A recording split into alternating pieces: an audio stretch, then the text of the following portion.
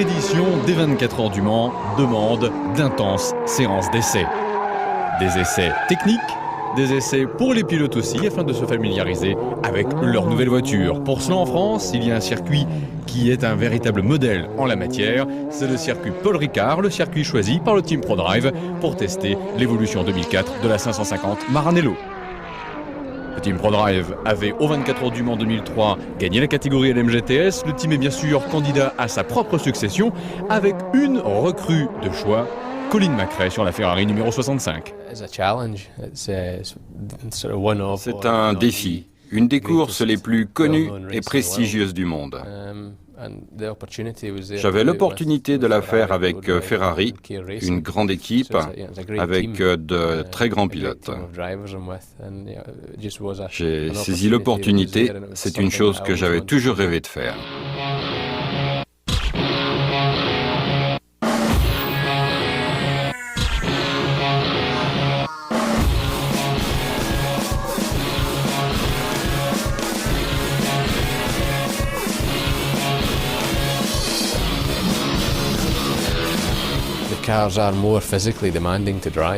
Les voitures sont plus physiques à conduire. Il y a toujours plus de gravité en freinant, en accélérant, de gravité latérale. La voiture a plus d'adhérence qu'une voiture de rallye a sur le bitume, donc physiquement c'est dur. Et aussi parce que je ne suis pas habitué à ce type de course, je dois m'adapter à cela aussi.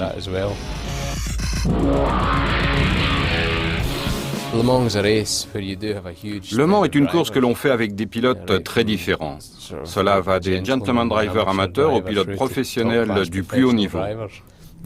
Évidemment, mon but est de défendre le plus haut niveau, d'essayer d'être aussi rapide que mes copilotes. À la fin de la journée, je ne veux pas qu'on soit mal classé parce que je serai trop lent. Le Team ProDrive a donc deux voitures dans la course. Accueille Colin McRae. ProDrive, c'est aussi un directeur sportif, George Howard Chappell, que nous allons retrouver et qui nous parle justement de cette nouvelle recrue, Colin McRae, l'ancien champion du monde des rallyes. Colin, c'est un plus pour l'équipe. C'est une grande personnalité, très établie dans les sports mécaniques. La course sur circuit comme Le Mans, c'est nouveau pour lui et il se débrouille très bien jusqu'à présent.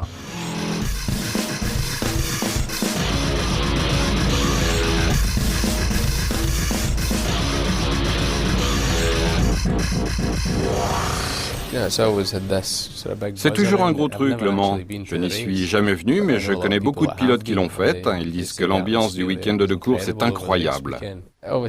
Évidemment, il y a les tests, les essais, mais quand arrive le week-end de la course, la pression augmente et l'atmosphère est là. Ça va être terrible.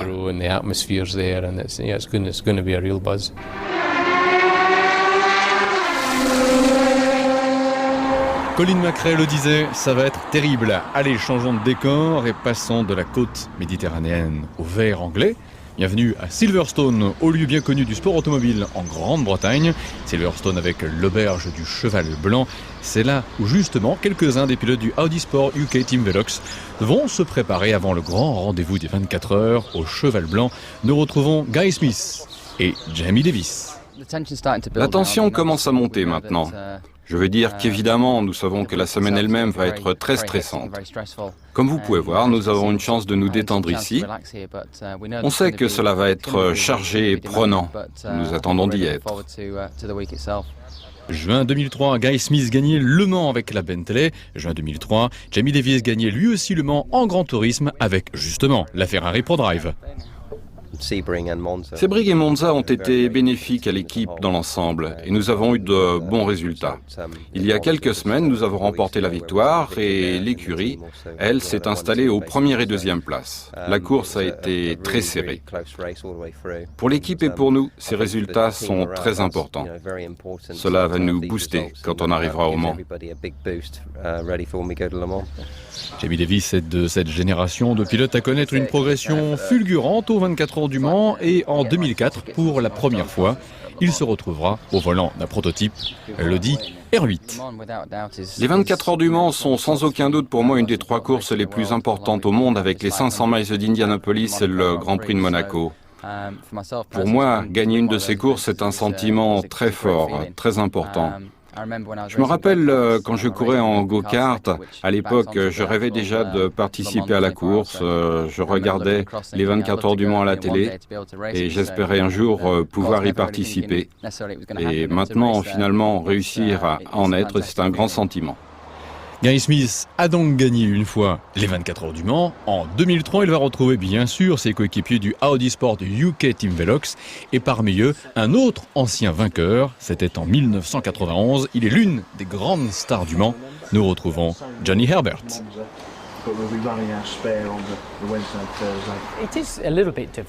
C'est un petit peu difficile car bien sûr on essaye d'être meilleur que l'autre équipe, ce qui est toujours simple pour la compétition. L'ingénieur, les pilotes de l'autre voiture essayent de travailler ensemble du mieux qu'ils peuvent. Ils essayent d'avoir les meilleurs réglages et également de rendre la voiture la plus compétitive possible. Bien sûr, nous essayons de faire la même chose, ce qui est tout à fait sain car n'oublions pas que 24 heures du Mans, nous aurons deux autres Audi à affronter sur la piste. Un pilote de retour aux 24 heures du Mans en 2004, après quelques années passées comme pilote d'essai en Formule 1, lui aussi est un ancien vainqueur, Alan McNish. Je pense que la course cette année va être une des plus difficiles. Elle va être extrêmement disputée. Et prenez par exemple les Audi, il n'y a aucune raison particulière que l'Audi du Team Go reste derrière les Audi UK par exemple. Et il est très clair que les quatre équipages sont extrêmement compétitifs. Frank Biela, Pierre Caffer, Alan McNish, mais aussi Jamie Davis, Johnny Herbert, Guy Smith. Rien que du beau monde. Il faut pour cela un capitaine d'équipe aux côtés de Sam Lee, c'est John Newman. Nous serions vraiment déçus de ne pas remporter la victoire. Nous avons beaucoup travaillé au niveau de la préparation. Nous avons fait énormément de tests, énormément d'essais. Les voitures sont absolument dans leur meilleure forme et nous avons les meilleurs espoirs. Ça sera difficile, mais nous sommes prêts à nous battre. Bienvenue au Mans, ville radieuse, ensoleillée, impatiente, une fois l'an d'accueillir les héros des 24 heures du Mans. L'édition 2004 correspond aussi, et le chiffre est symbolique pour la Sarthe, à la 72e édition de la grande histoire des 24 heures. L'acte 1, scène 1, c'est le pesage. Nous retrouvons sur place Daniel Perdry qui nous parle de l'évolution du règlement technique en un an. Nous avons présenté un nouveau règlement pour les LMP1 et les MP2. C'est un nouveau règlement complet avec de nouvelles règles aérodynamiques.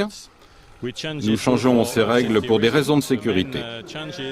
Le principal changement est la largeur de l'aileron qui est diminuée de 20 cm et également nous avons diminué la capacité des réservoirs de carburant de 10 litres. Le règlement technique des 24 heures du Mans, rappelons-le, distingue deux grandes catégories de voitures, les prototypes et les grands tourismes, voitures emblématiques de la lignée. Les plus beaux prototypes, reine de l'endurance génération 2000, l'Audi R8 entend récupérer son bien après la victoire concédée à Bentley en 2003. La voiture du team US Champion Racing avec JJ Leto, Emanuele Pirro, l'allemand Marco Werner et un rideau qui s'ouvre sur les deux voitures du Audi Sport UK Team Velox, d'une livrée originale et sans antécédent. Deux voitures et donc d'anciens vainqueurs, Johnny Herbert, Guy Smith, l'un des Bentley Boys en 2003. Guettons maintenant l'arrivée de l'Audi R8 numéro 5 du team japonais Audi Sport Japan Team Go. L'équipage associera Seiji Hara en route pour ses 4e 24 heures. Dindo Capello, l'un des vainqueurs sortants, justement associé au Danois Tom Christensen, le nouveau souverain du Mans. Je pense que ce devrait être une belle bagarre entre quatre voitures qui devrait durer longtemps. Mais d'autre part, vous avez également des équipes qui s'améliorent régulièrement, comme les Pescarolo, les Dômes, la Zytek Reinhardt. Et je suis sûr qu'ils seront prêts à mordre si les Audi commettent des erreurs.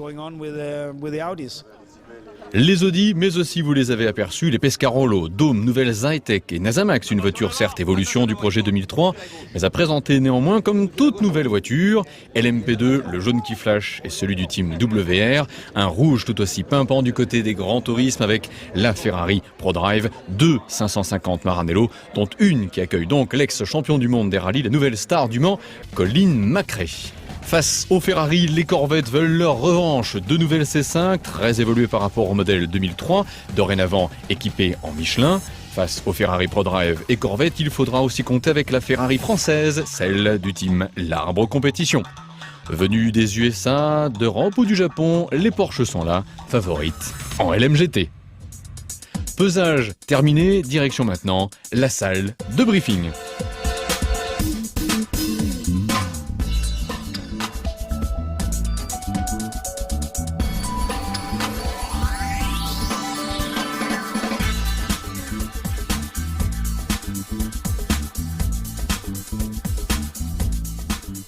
Le président Jean-Claude Plassard, nouveau président de l'Automobile Club de l'Ouest, adresse un mot de bienvenue aux pilotes présents dans cette salle de briefing qui porte effectivement bien son nom, car c'est là, avant le début des essais, que Daniel Poisneau, le directeur de course, leur a rappelé le schéma de déroulement de l'épreuve et donc les indispensables consignes de sécurité. Le Mans se vit grâce à la beauté des voitures, s'apprécie grâce au talent des pilotes et justement pour vivre et revivre avec passion cette édition 2004, nous avons le plaisir d'accueillir Sohail Layari, pilote du team Pescarolo Sport. Mon cher Sohail Layari, impatient vous deviez être vous aussi de prendre le volant de votre voiture pour justement les premières soirées d'essai. Vraiment, le Mans, c'est la course la plus attendue pour nous. Et d'autant que j'allais disputer cette épreuve avec une voiture que j'adore, la Pescarolo numéro 18, équipée du nouveau moteur Judd. Voilà, c'est vrai, un tout nouveau moteur, des couleurs sensationnelles pour des voitures qui ont aussi, je serais tenté de dire, le coup de cœur du public sartois. 17 et 18 pour les numéros des voitures du team d'Henri Pescarolo. Vous, Sohail Layari, effectivement, sur la numéro 18. Et la numéro 17 avec Emmanuel Collard, avec Nicolas Mination et l'enfant du pays, Sébastien Bourdet. Yann Lamers également dans la course avec 2 châssis Dôme à moteur Judd et puis une voiture que le public du Mans est heureux de retrouver, c'est la Dallara du team Roll Center avec Martin Short. Après avoir couru les 12 heures de Sebring et terminé 4e derrière les Audi, je pense que nous allons attaquer au maximum pour essayer d'obtenir un bon résultat. Mon objectif est d'être le meilleur derrière les non-Audi et je pense que nous pouvons le faire. Ambitieux Martin Short, et il a raison de l'être, un team tout aussi ambitieux, un constructeur ambitieux, Zytec, une voiture, une nouveauté, elle est splendide, au volant David Brabham. Jusqu'à présent, la voiture n'est pas mauvaise, nous pouvons l'améliorer. Nous avons fait quelques modifications depuis les préqualifications, également la course de Monza. Nous devons améliorer encore les réglages.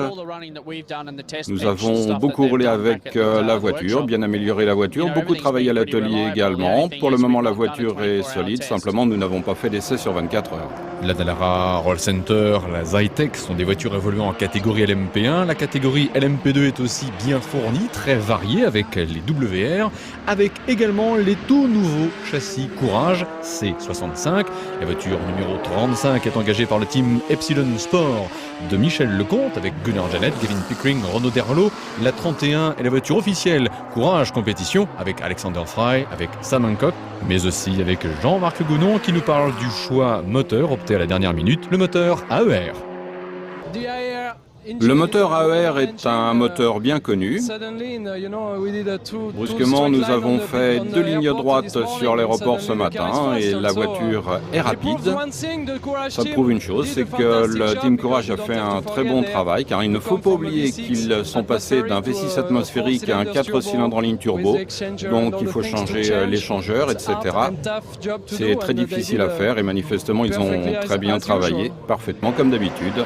Et après Jean-Marc Gounon, nous allons retrouver Monsieur Yves Courage. Ces voitures ont beaucoup d'appui sur l'avant de la voiture et il a fallu beaucoup travailler pour trouver un équilibre, mais maintenant la balance de la voiture est bonne, la voiture est bien équilibrée et on a une voiture agréable à piloter. Il suffit d'entendre les pilotes et notamment Jean-Marc quand il rentre, il dit la voiture est parfaite pour le Mans. Le Mans de jour, c'est fantastique. Le Mans la nuit, c'est tout aussi magique. Phares allumés, Colin McRae apprend justement le circuit de nuit. Il y a une chose dont beaucoup de gens m'ont parlé, c'est la conduite de nuit. Ces voitures ont des phares qui marchent beaucoup moins bien que ceux des voitures de rallye. La difficulté est d'évaluer la distance qui nous sépare des voitures qui nous rejoignent ainsi que des voitures qui nous précèdent, mais indépendamment de cela, la conduite de nuit, ce n'est pas si mal. La conduite de nuit, c'est vrai que c'est absolument magique au Mans avec ce duel tant attendu entre les Ferrari, les tenants du titre dans la catégorie LMGTS, opposés donc aux Corvette C5R. Là encore des équipages de choc avec Ron Fellows, Johnny O'Connell, Max Papis, avec aussi Olivier Peretta, Yann Magnussen et au volant de la Corvette numéro 64, déjà très rapide lors des essais, Oliver Gavin. Je pense qu'ils ont réduit l'écart qui nous séparait d'eux depuis les essais préliminaires et ça va donc être une course serrée. Course très serrée donc avec les Corvettes et les Ferrari, notamment la numéro 66, la Ferrari 550 Maranello, qui est pilotée par un véritable pilote de chasse. Il s'appelle Thomas Enguet. Ça va être une course difficile jusqu'à la fin. Nous allons nous bagarrer, mais nous espérons être sur le podium dimanche après-midi.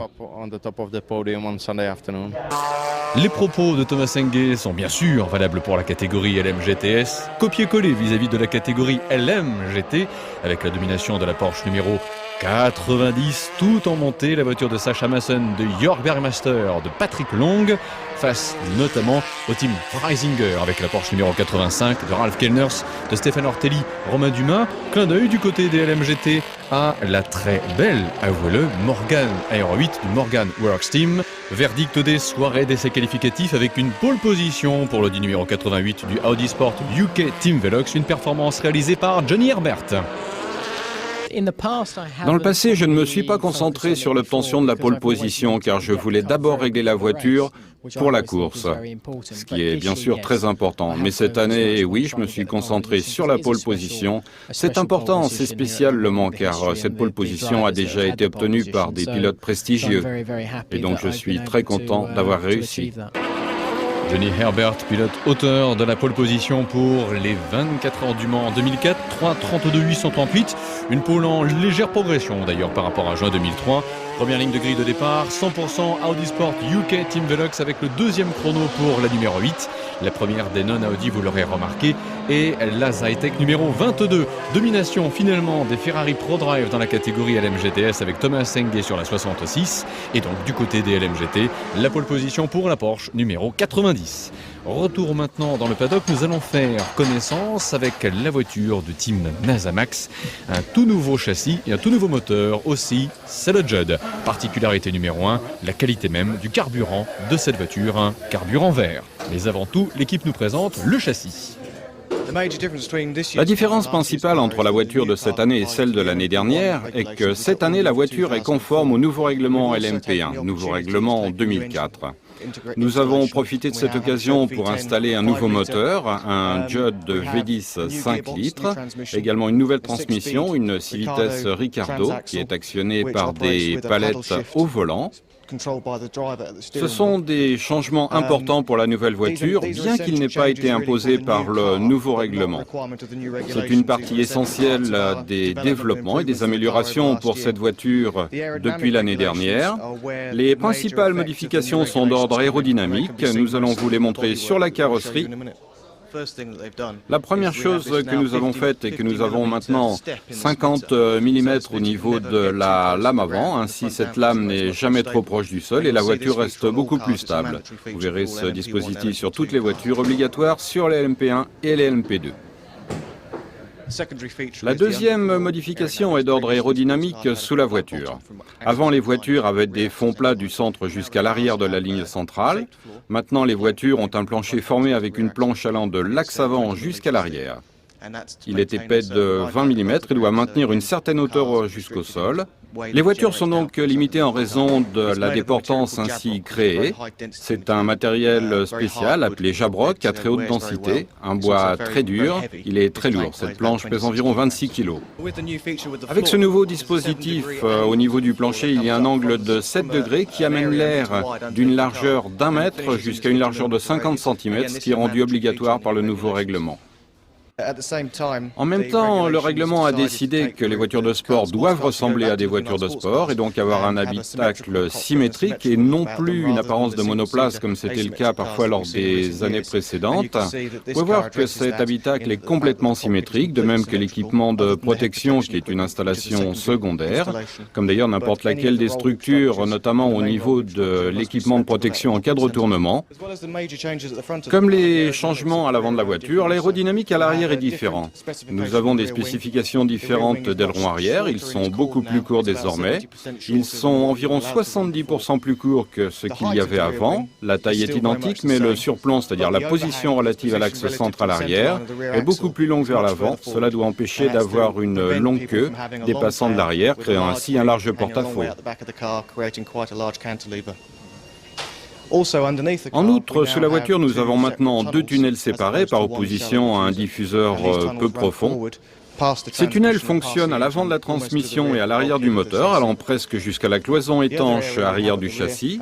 L'autre partie que nous avons à l'arrière sont ces plaques obligatoires de l'un et de l'autre côté du diffuseur, et cette zone est déterminée par les règlements. Félicitations pour cette très belle présentation. La NASA-Max n'a maintenant plus de secret pour vous. La voiture s'appelle NASA-Max, le team s'appelle aussi NASA-Max. Il y a bien entendu un team manager. Il s'agit de John McNeil. Notre vitesse est bonne. Les nouveaux règlements offrent un bon compromis au niveau des performances, également au niveau de la maniabilité, par rapport au châssis également. Et nous acceptons ça parce que c'est une nouvelle réglementation et j'espère que ça ralentira aussi les autres. Belle voiture, convenez-en, la NASA-Max sera pilotée par Robbie Sterling, Werner Lüberger, Kevin McGarity. Avec cette nouvelle réglementation, l'appui d'ordre aérodynamique est réduit d'environ 20%. Ce que l'on perd en appui, on le gagne manifestement en vitesse et c'est un circuit particulier. Ne l'oublions pas que cette piste du Mans, cette année, les restricteurs sont un petit peu plus gros en fonction des règlements 2004. Il y a donc plus de puissance disponible pour les voitures de la catégorie LMP1. Le circuit du Mans est un circuit rapide et ça se sent. Le circuit du Mans, un circuit rapide qui convient donc bien à cette NASA-Max et son fameux carburant vert. Une voiture avec un réservoir dont la capacité a été justement portée à 135 litres. Et cette voiture, justement, elle a inspiré déjà pas mal d'enfants qui rêvent, bien entendu, un jour de devenir, pourquoi pas, pilote en 24 heures. Comme les Callum Lucky. Callum avec une voiture particulière, un châssis Lola engagé par le team Taurus Sport. La particularité, c'est le moteur. Un moteur diesel. Grand retour au Mans. D'un moteur diesel, on n'avait plus vu cela depuis au moins les années 50.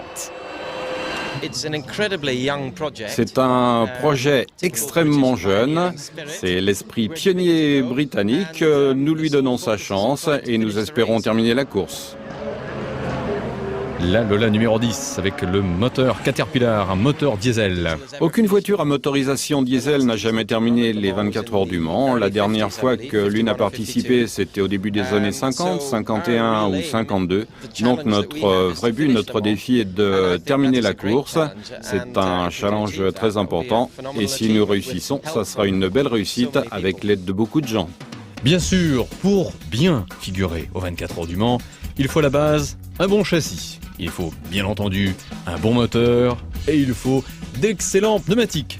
Qu'ils soient en catégorie Le Mans prototype ou en catégorie Grand Tourisme, il est clair que nombreux sont les concurrents, les teams, les constructeurs qui veulent rouler Michelin. Le choix des pneus particulièrement important lorsque l'on sait que le grand circuit des 24 heures n'est justement pas un circuit permanent. Michelin avec Gérard Rossage. Le Mans pose des problèmes pour les manufacturiers dans le sens que Le Mans n'est pas un circuit permanent. C'est un circuit qui n'est ouvert aux voitures de course que 2 fois dans l'année pour les préliminaires et pour la course. Donc nous n'avons pas la possibilité de tester nos pneus en grandeur nature avant la course. Nous sommes obligés d'aller travailler sur d'autres circuits où l'on peut trouver certaines similitudes, comme Monza par exemple. Et avec l'expérience, les pneus que l'on trouve à Monza ou au Paul Ricard, on peut extrapoler pour trouver des pneus pour Le Mans. Michelin aux 24 ans du Mans à titre de référence. Michelin équipe les 4 Audi R8. Michelin également présent en grand tourisme avec les Ferrari, mais aussi nouveauté avec les Corvettes. Corvette est venu nous demander de les aider. Nous avons accepté et dès que la première fois on a monté nos pneus sur Sebring, sans faire de recherche particulière, nous avons gagné 2 secondes au tour. Et je pense sincèrement que nous avons apporté quelque chose d'important à Corvette maintenant. Ils avaient certaines difficultés, par exemple sur une course comme Sebring, à terminer un relais.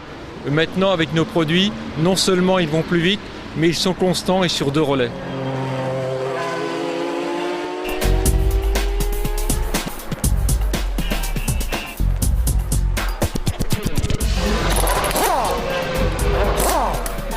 Michelin aux 24 heures du Mans, en route pour une 13e victoire. Pour la petite histoire, justement, notez que le manufacturier qui a le plus remporté de victoires aux 24 heures du Mans, c'est Dunlop avec 34 victoires. Devant Goodyear, 14 et Michelin, peut-être une 13e au terme de ce week-end fantastique des 24 heures du Mans 2004. Le Mans, la piste, Le Mans, le village. Le Mans, un petit côté rétro pour mieux épouser le futur au présent, conjugué aussi au passé avec le musée automobile de la Sarthe, un lieu à voir et à revoir à l'entrée principale de ce circuit des 24 heures du Mans.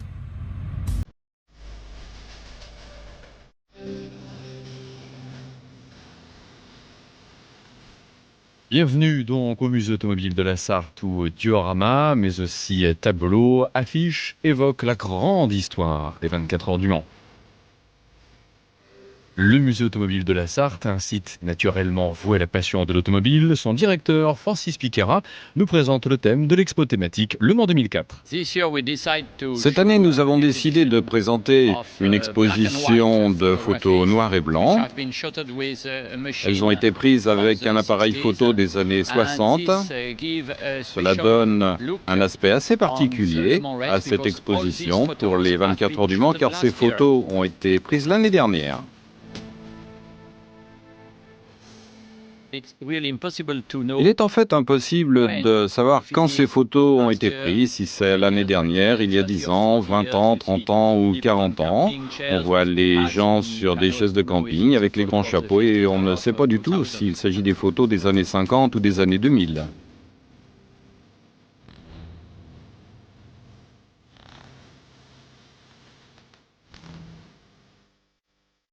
Les 24 heures du Mans, la course qui a fait et qui fait rêver des générations de spectateurs, l'automobile, un moyen de locomotion plus que centenaire, que d'évolution justement depuis les premières créations des fameuses voitures bolées jusqu'à l'Audi R8 confiée à l'Automobile Club de l'Ouest par le docteur Ulrich pour justement exposition au musée automobile de la Sarthe. Jean-Claude Plassard, président de l'Automobile Club de l'Ouest, tenait conférence le vendredi, veille des 24 heures du Mans, en présence bien entendu de concurrents, de constructeurs, en profiter aussi pour remettre les trophées Spirit of Le Mans et parmi justement les lauréats de la promotion 2004, Reynolds Just, mais aussi le 6 fois vainqueur aux 24 heures du Mans, le Monsieur Le Mans, suprématie contestée par Tom Christensen. Vous aurez bien sûr reconnu Jackie X. Il n'est pas difficile de dire que probablement c'est une Audi qui va gagner, mais Le Mans c'est Le Mans. En ce qui me concerne personnellement, je pense que Tom Christensen est un fantastique pilote. Il peut égaliser le nombre de victoires, il peut égaliser le record. Et je pense que, qui plus est, il a une bonne chance de battre ce record dans les années suivantes et je lui souhaite de tout cœur. Le vendredi, jour des conférences, de la balade sur la piste et bien entendu le vendredi soleil c'est la parade en ville. Alors vous qui justement profitez pleinement en paradant dans les rues du Mans, décrivez-nous cette ambiance très particulière. C'est un peu la communion avec le public qui vient nous soutenir et c'est vraiment un moment très sympa. Moi c'est indescriptible, on est à signer des autographes pour tous les gamins, il y a aussi des personnes âgées qui viennent nous soutenir, mais c'est vraiment tout un public de tous âges. Oui, c'est vrai, conquis par la magie du Mans et qui, bien sûr, rêve à vous voir au volant de ces super voitures. La Johnny Herbert qui tenait la plaque de la pole position, les pilotes Corvette, la parade des pilotes, c'est une organisation classique automotive. Allez, profitez-en les amis.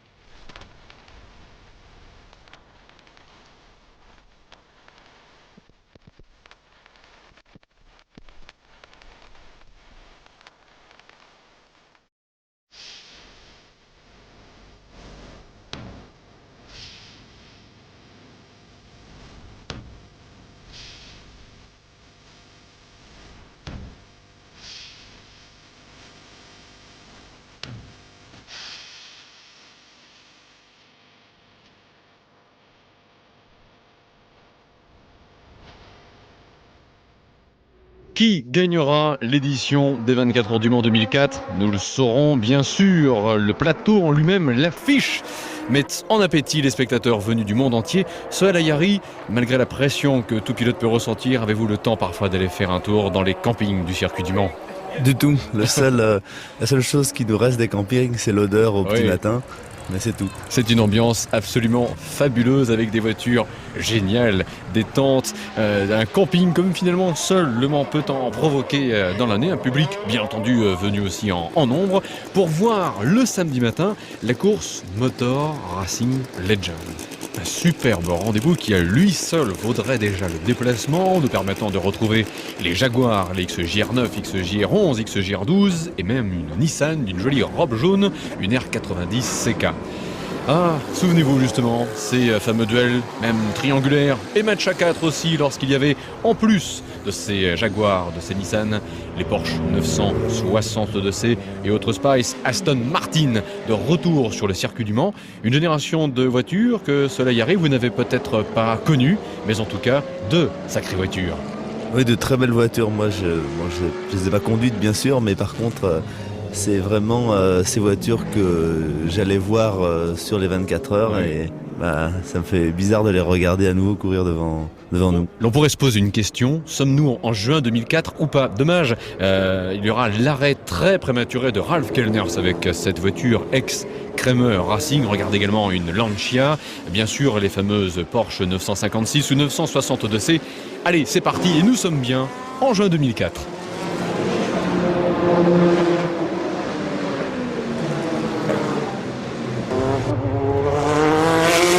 Et un premier petit pointage du côté du ralentisseur d'un lot où la course a été marquée d'entrée de jeu par bien justement un bon départ de la Nissan, sera malheureusement contrainte à un abandon très prématuré, une Brandon à moteur Ford, et au freinage du premier ralentisseur des Hunaudières, et bien justement ce premier ralentisseur ne l'atteindra même pas.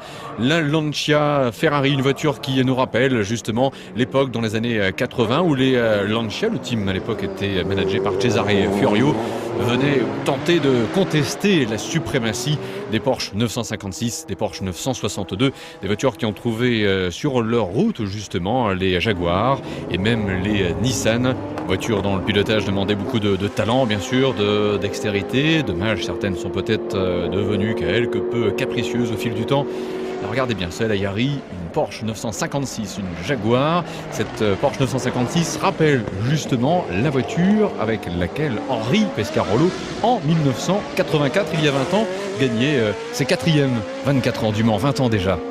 Oui, et c'est amusant parce qu'on était en train de regarder la course avec Henri devant la télé. Oui. Et je dis, tiens, regarde, ta voiture, elle est en train de se faire taper. Par une Jaguar. Et elle se fait même rattraper par une Spice. Et savez-vous, cette voiture que vous avez un instant vue sur l'écran était managée à l'époque aux 24 heures du Mans par un monsieur qui a beaucoup fait pour le sport automobile en France et que vous connaissez bien, Jean-Philippe Grand. Le Graf Racing. Voilà, bien justement, la voiture ex-Henri Pescarolo qui devance dans l'enchaînement des chicanes Ford et raccordements cette Spice, ex-Graf Racing. Un clin d'œil également à une marque supposée revenir aux 24 heures du Mans 2005 et pas supposée qui reviendra aux 24 heures du Mans 2005. C'est une Aston Martin, une type MK qui avait justement animé aussi les 24 heures du Mans dans les années 80. Jaguar. Sublime. Et l'ensemble de ces voitures pour cette page d'histoire que nous avons réouvert non sans émotion, les années groupe C, toute la décennie 80 jusqu'à l'aube des années 90, avec en particulier ces Porsche 956, 962C et même cette Chevrolet du championnat IMSA. La Spice dans les Hunaudières, vous la connaissez bien, ce Alayari, car un jour Jean-Philippe Grand vous a offert à bord de cette voiture un baptême. Oui, c'était la première fois que je montais dans une voiture de 24 heures, un sport prototype d'autant plus. Et c'était vraiment un moment incroyable. J'étais à l'époque en Formule Ford et des voitures aussi puissantes, j'imaginais même pas. Et quelques années après, vous aussi justement, on avait pris le volant pour les 24 heures du Mans. Ah, cette Porsche numéro 26, savez-vous, celle-là, elle est aussi chargée d'émotions, cette voiture-là, car en 1984, elle avait elle aussi dominé les Lancia, notamment une de ces voitures qui avait été pilotée par Alessandro Nannini et Bob Volek. Et au volant de cette Porsche noire de couleur dominante, il y avait un grand monsieur du Mans qui avait gagné d'ailleurs les 24 heures quelques années plus tôt et qui en 1984 allait terminer second. Derrière Henri Pescarolo, les passionnés auront bien entendu compris et deviné que nous faisons allusion à Jean Rondeau. Arrêt pneumatique pour la Jaguar, la voiture de Yann Lammers, d'Andy Wallace et de Johnny Dumfries. Oh pardon, non, ce n'est pas l'année 1988, nous sommes bien en 2004, mais c'était l'occasion justement de rappeler l'équipage qui avait permis à Jaguar de retrouver le chemin de la victoire en 1988 pour gagner le Mans. C'est clair, Soleil Harry, par le passé comme par le présent, il faut éviter ce genre de figure, autrement dit les sorties de piste. Dommage pour cette belle Spice. Surtout que c'est l'endroit le plus chaud du circuit, le dernier des virages Porsche. C'est vraiment un endroit en dévers, enfin c'est un virage en dévers le plus compliqué à prendre. Ah, les Jaguars n'ont pas perdu de leur fiabilité ni de leur lustre, simplement il faut conserver ces voitures, même si le poids des ans, dit-on, ne les atteint pas. À la sortie du virage de Mulsanne, la Nissan R90 CK a pris les devants, une voiture qui est pilotée par le Britannique Charlie Haag. Il y avait eu une très grosse offensive Nissan aux 24 heures du Mans en 1990. Henry Perman avec une Jaguar espère décrocher un bon résultat. Ce ne sera malheureusement pas le cas de Ray Mallock que vous avez vu précédemment, immobilisé dans les Hunaudières avec une sublime Aston Martin Nimrod. Sublime aussi ce duel entre Porsche 956 962C, la 7, numéro fétiche du Just Racing aux 24 heures du Mans, et la 962C pilotée par Nigel James, en confrontation justement avec une Porsche 962 CK6, une voiture qui avait subi quelques évolutions aérodynamiques. Ça, c'est la science des frères Kremer à l'époque qui avait parlé, et c'est un superbe duel à suivre dans les Hunaudières pour les places d'honneur, pour une épreuve effectivement dominée par cette fameuse Nissan R90 CK de Charlie Haag. À haute vitesse, ces Porsche Soleil Harry, on est déjà largement ici à au moins 300 km/h, même avec ces voitures des années 80. Oui, normalement on atteint 330, 340 presque. Passage à cette première chicane que justement ces Porsche 956 ou 962C dans ces années-là n'ont pas connu, puisque, rappelons-le, les ralentisseurs ont eux-mêmes été aménagés avant l'édition de juin 1990. Et nous voici maintenant au freinage du virage de Mulsanne. Et là aussi, on se souvient, Soleil Harry, indépendamment de ce très joli freinage de Simon Pullen, qu'il y a quelques 2 ans plus tôt, l'aménagement ici sur le circuit avait justement visé à réduire cette montée-descente, la fameuse butte de Mulsanne. C'est assez sympa cette petite bagarre là, Oui. avec les deux Porsche. On peut remarquer que la Newman est en version Le Mans avec très peu d'appui, Oui. et la Kenwood avec beaucoup d'appui. Et en même temps, les pilotes qui font la différence entre eux avec quelques frayeurs et chaleur offert à notre préposé au drapeau à damier. Une victoire Nissan aux 24 heures du Mans. Oui, oui, en tout cas en levée de rideau de l'épreuve avec cette R90 CK de Charlie Haag. Soleil Harry, c'est un chiffre qui peut impressionner.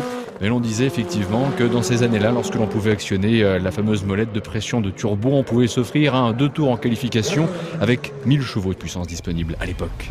Ouais, ça devait être incroyable. Moi, j'écoute toujours les histoires des pilotes de l'époque, et on écoute ça un peu avec jalousie. Ils avaient des circuits sublimes. Oui. Bien sûr, Le Mans est resté Le Mans, mais il y a beaucoup d'autres circuits qui ont changé. Et ils avaient des voitures incroyables où beaucoup de choses étaient permis. Maintenant, les règlements sont plus pointus, et on peut se permettre on a moins en tout cas le droit à des trucs un peu euphoriques comme ça. Vous voici avec ceux qui seront à la fois bien sûr vos amis et adversaires à l'heure de la présentation des équipages au départ de ces 72e 24 heures du Mans, avec un petit clin d'œil, tiens c'est vrai, à l'équipage de la Dome Motor John numéro 16, il y aura Tom Coronel, Justin Wilson, Ralph Firman, bien sûr Emmanuel Pirot, bien sûr les pilotes Ferrari, bien sûr le Soleil avec les Hawaiian Tropic Girls.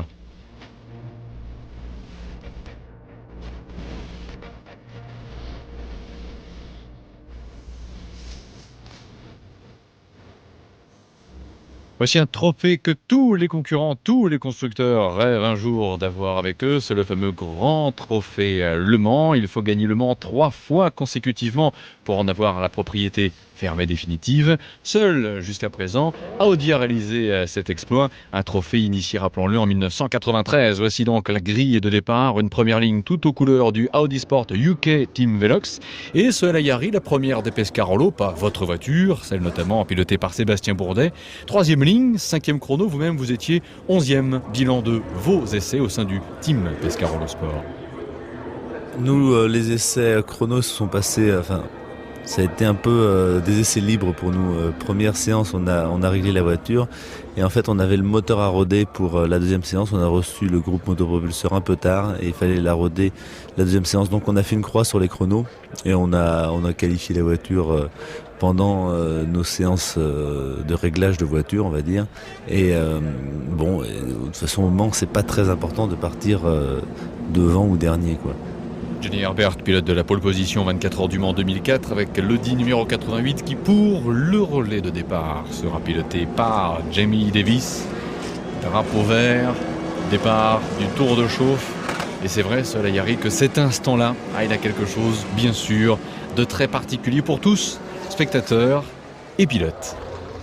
Moi j'ai pris le départ du Mans pour la première fois et c'était vraiment un moment sympa. En fait c'est assez bizarre comme sensation parce que vous partez, donc toutes les voitures sont groupées, vous avez envie de partir à la bagarre, faire comme pour une course de sprint avec les autres, tenter des freinages un peu difficiles déjà au début, mais vous partez pour une course de 24 heures, alors il y a il faut faire attention à tout, ne pas commencer à prendre des vibreurs parce que c'est le début de la course et il faut préserver la voiture.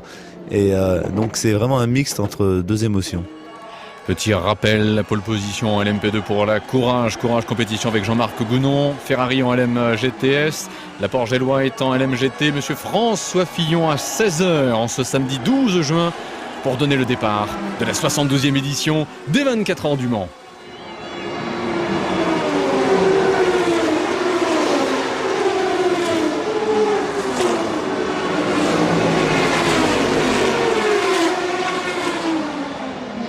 Et tout de suite, le premier freinage avant de passer sous la passerelle Dunlop, le duel entre les deux Audi du team Velox. Jamie Davis sur la numéro 88 avec Alan McNish sur la numéro 8 et c'est finalement la voiture de la pole position qui pointera en tête la première donc à l'attaque des Hunaudières, l'Audi numéro 88 aux mains de Jamie Davis. La Zytek est encore en troisième position, elle est encore en troisième position car derrière il y a les deux Audi, les voitures du team Audi Sport Japan Team Go numéro 5 à la Champion Racing Dave Marage numéro 2 qui tout de suite partent à la chasse et Soleil Harry, elles vont même les deux doubler justement cette Zytek avant la première chicane des Hunaudières. Oui, en rythme de course, la Zytek dans les Hunaudières peut pas faire grand chose. Elle a un plus petit moteur, elle va moins vite en vitesse de pointe, donc c'est logique que ça passe là. Le reste du tour, elle fait la différence et elle rattrape, puisqu'on a vu qu'au tour, c'est quasiment les mêmes temps. Jamie Davis, Alan McNish, puis sur les Audi numéro 5, Rinaldo Capello et même sur la numéro 2, plus vite avant le freinage du deuxième ralentisseur. Nous avons JJ Leto, un ancien vainqueur des 24 heures du Mans. Comment se sont passés justement vos premiers virages, Soel? Beaucoup de tension ou au contraire déjà pleinement concentré? Il n'y avait pas de pression particulière pour vous?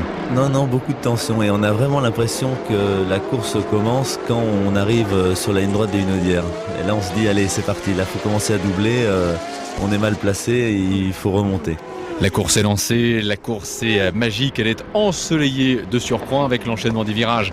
Indianapolis, puis Arnage, 1, 2, 3 et même 4 Audi avec l'offensive de Yann Lammers sur la dôme de moteur Judd numéro 15. Lui aussi a doublé justement son coéquipier de la victoire Jaguar, nous y avons fait précédemment allusion en 1988. Andy Wallace et arrive juste derrière Sébastien Bourdet avec la première des Pescarolo à moteur Judd devant une dôme à moteur Mugen qui s'était très bien comportée aux essais, celle du Kondo Racing de Hiroki Kato, Ryo Michigami et Ryo Fukuda. Des virages particuliers, vous le rappeliez, Soleil Harry, c'est ce que l'on appelle l'enchaînement des virages, les S du karting. Tous les virages Porsche sont vraiment, c'est un enchaînement superbe qui se prend à très grande vitesse. On est entre 250 et 200 km/h et le dernier c'est le plus dangereux. C'est le virage le plus lent de CS Porsche et c'est un virage en dévers où la faute est très facile à commettre. Dommage pour Nigel Greensell qui va devoir s'arrêter très tôt au stand avec la TVR qui connaît quelques problèmes électriques. Regardez bien cette image, elle est absolument exceptionnelle. Les deux Ferrari, les deux Corvettes et même au cinquième plan, la Ferrari 550 Maranello de l'équipe française. L'arbre compétition, les voitures du top 5 en catégorie LM GTS, c'est absolument extraordinaire. 2 secondes 06 dans le 6e tour entre les deux voitures de tête, les 4 Audi aux 4 premières places. Et avec Soleil Harry, une voiture aussi très bien partie en LMP2, c'est la toute nouvelle Courage avec Jean-Marc Gounon, même pas dépassée par une autre nouveauté au Mans, la Lister. Oui, apparemment, ils ont bien négocié le virage du nouveau règlement et on est assez surpris de les voir si bien figurés. Et une voiture aussi qui vous a impressionné, semble-t-il, de par notamment sa vitesse de pointe, c'est la NASA Max. Ah oui, la NASA Max m'a même permis de me passer dans le premier tour après le virage de Mulsanne et j'étais étonné de voir la puissance et l'accélération de cette voiture avec le nouveau règlement et avec les grosses brides. C'était sur le premier, enfin en tout cas dans la ligne droite, c'était insuivable.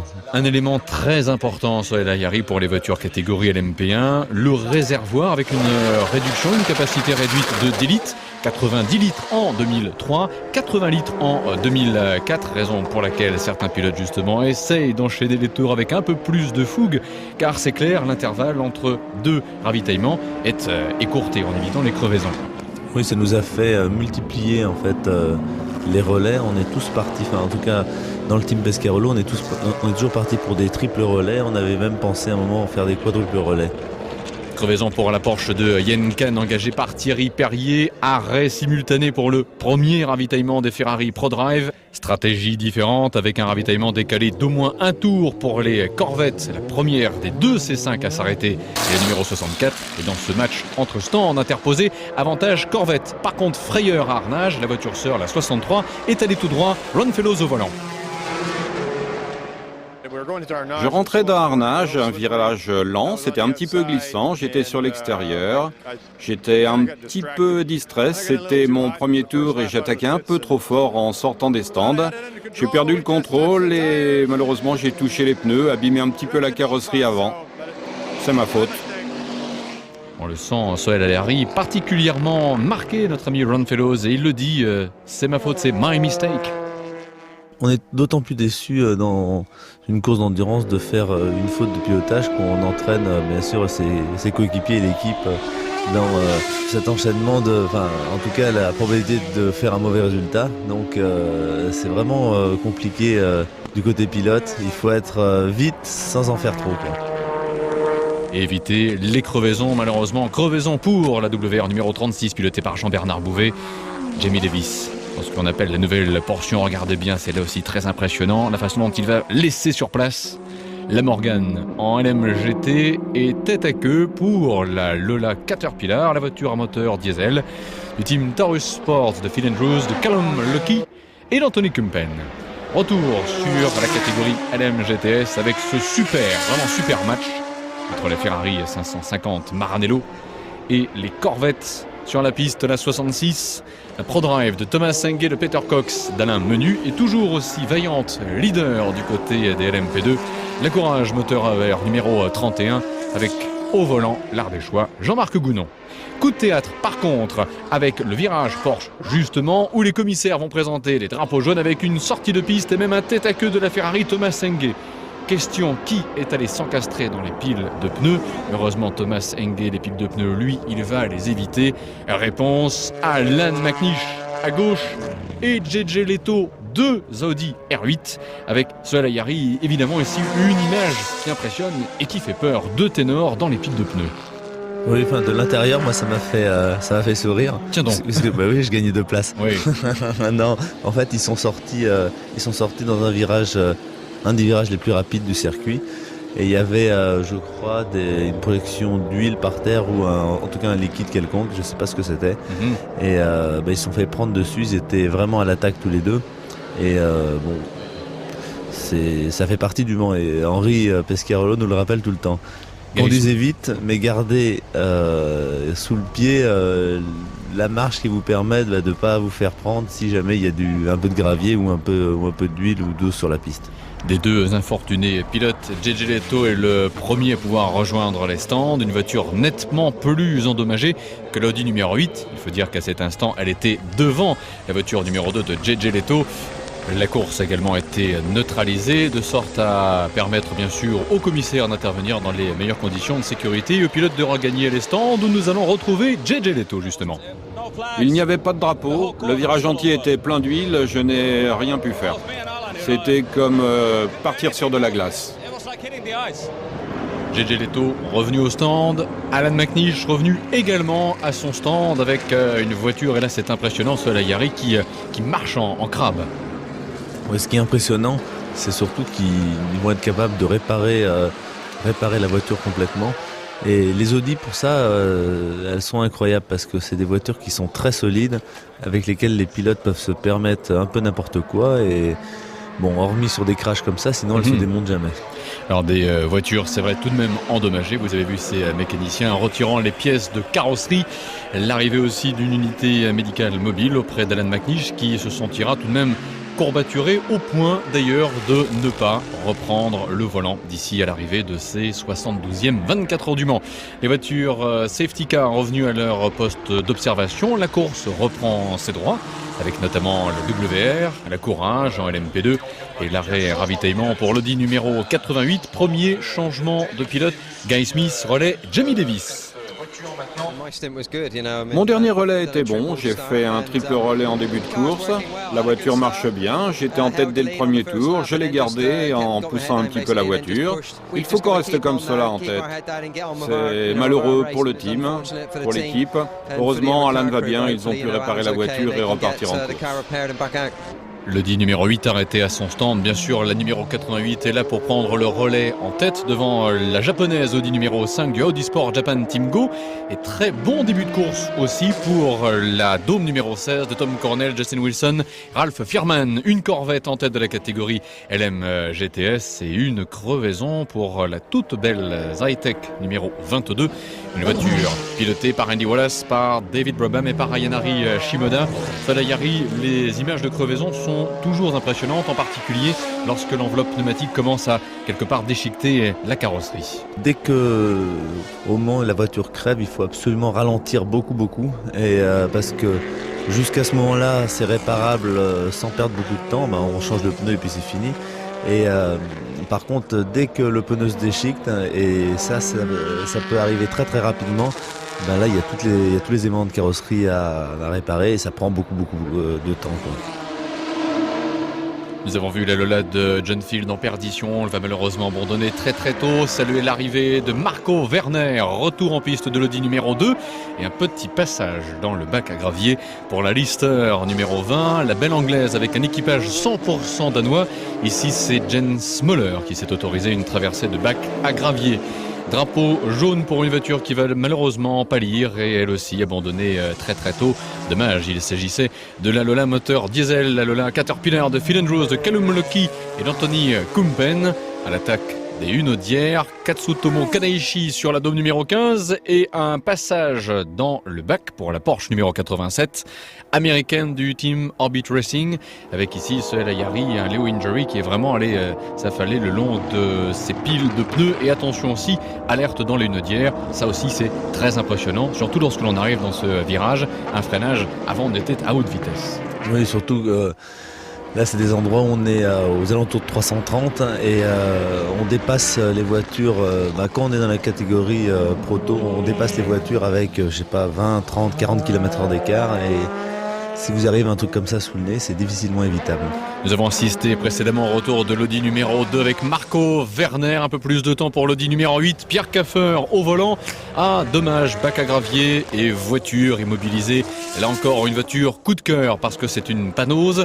Et cette voiture est avec Patrick Bourdet en difficulté, comme l'est aussi la Dome numéro 9 du Kondo Racing de Ryo Michigami, de Ryo Fukuda et d'Hiroki Kato, ici au ralenti sur ce circuit des 24 heures du Mans. Et les Pescarolo, alors, comment vont-elles? Voici votre voiture, Soel, qui donc là est au volant. Eh ben, c'est notre ami Eric Comas qui a fait un travail impeccable. Il a été très fort et avant, je le connaissais pas. C'était quelqu'un avec comme tout le monde sait, qui a un palmarès énorme. Et moi, je me demandais comment ça allait être de le côtoyer en tant que coéquipier. Il a été vraiment super et un vrai renfort pour l'équipe. Un vrai renfort et un coéquipier aussi vraiment super. Je m'autorise, Ayari, à reprendre vos mots pour présenter Colin McRae. Et ça, c'est un événement très important. Il est 19h30 en ce samedi 12 juin. Et justement, Colin McRae va effectuer son premier relais aux 24 heures du Mans. Et ça compte. La Courage numéro 31, toujours en tête de la catégorie LMP2, avec Jean-Marc Gounon qui avait effectué le relais de départ, relayé entre-temps par Alexander Fry et par Sam Hancock. Voiture en tête de ces 72e 24 heures du Mans, le DR8 numéro 88 du Audi Sport UK Team Velox. Gary Smith qui a réussi d'ailleurs à prendre un tour d'avance par rapport à sa première rivale, que voici d'ailleurs, l'Audi numéro 5 piloté par Tom Christensen. Bien entendu, c'est vrai, seul Ayari, on le voit, ces Audi sont les voitures à battre. Les Dômes aussi étaient les rivales déclarés des voitures du Team Pescarolo avec maintenant le même moteur dans les deux clans, autrement dit le moteur Judd. Oui, le moteur Judd qui avec nous a fait pour nous en tout cas, fait un travail fantastique. Un moteur très coupleux et qui dans notre cas a fait les 24 heures. Et bien sûr, les Dômes c'était aussi, on les comptait parmi nos rivaux, mais on se savait, en tout cas on s'espérait un peu plus rapide sur le circuit des 24 heures et on l'a été largement en course.